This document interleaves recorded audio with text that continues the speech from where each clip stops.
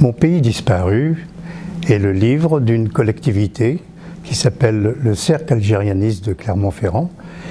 C'est un des 40 cercles régionaux de France, le cercle national étant à Perpignan.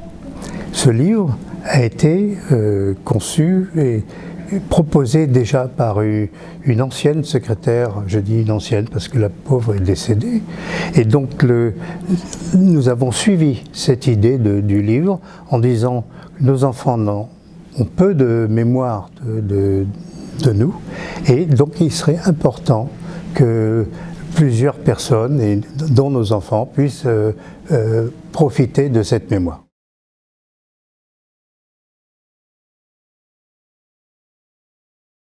Moi, j'étais pas enfant, j'avais déjà 20 ans quand j'ai quitté l'Algérie. Et ce qu'on voudrait tracer, c'est le fait que la population d'Européens qui était en Algérie, c'était une population de Méditerranéens, c'est-à-dire Espagnols, gens des Baléares, de France, d'Italie, de Malte. Et tous ces gens-là, donc, qui ont créé l'Algérie, parce que il faudrait dire aussi quand même que l'Algérie avait un statut particulier. L'Algérie n'était pas une colonie. L'Algérie était une province française dotée de 3 départements qui, dans l'ordre numérique, étaient le 91, 92, 93.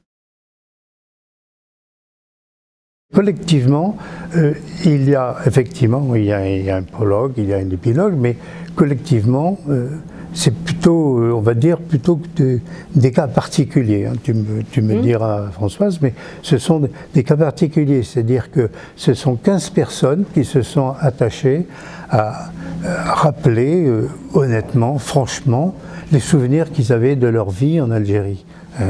Et voilà. Et donc le livre comprend donc 12 sagas de famille, et pour lesquels il y a donc le récit, à la fois le récit des anciens et le récit des parents, le récit des présents et des générations à venir.